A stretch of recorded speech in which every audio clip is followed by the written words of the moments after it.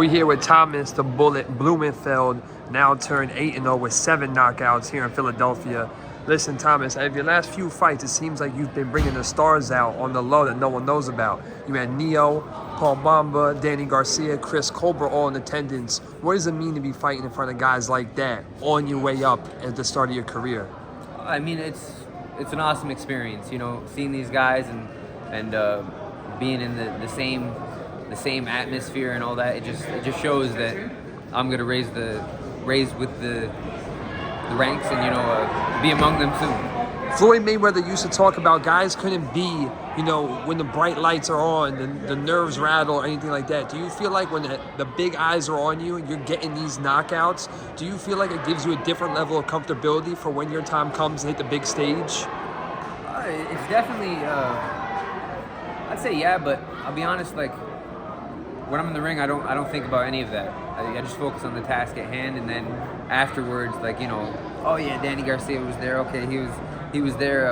That's awesome. But if you think about it beforehand, then it's like it gets you off your game. So yeah, it definitely gives me confidence, but at the same time, I don't think about it until the job is done. If I'm correct, you fought 4 times last year. You tend to travel a lot to go against your opposition, right? You train out of Massachusetts, yes, sir. If I'm correct.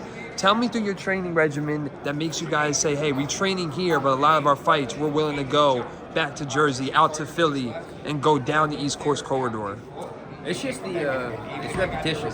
What we do in the gym, we just put long hours of drilling, technique, you know, defensive drills, just getting comfortable with every style that there is possible. So when we do face that opposition, doesn't matter if it's in Philly, doesn't matter if it's halfway across the world, we'll still have seen that style in the gym. You mentioned defense.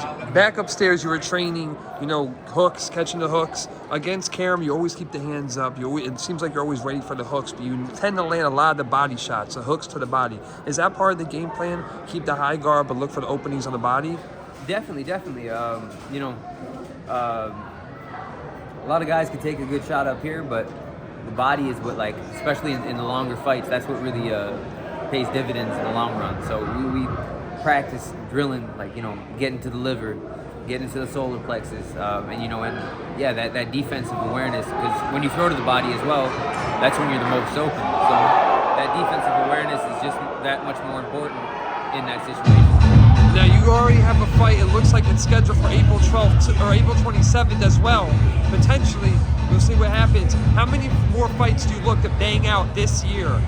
At least 3 more. So I'm setting the minimum at 4. Minimum at 4? Yes, sir. And then last question before we let you go, so you can go cool off.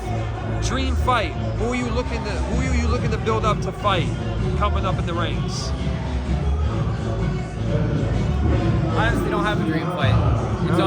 It's personally, it's just how I show up and how I prepare myself for that moment. So whoever's in front of me in that moment, I'll take care of it. But whoever's on the path to world championships and all that, that's what I want to fight. Again, we're here with Thomas the Bullet Blumenfeld, now 8-0 with 7 knockouts. Thomas, we appreciate your time. Look forward to more of you. Thank you.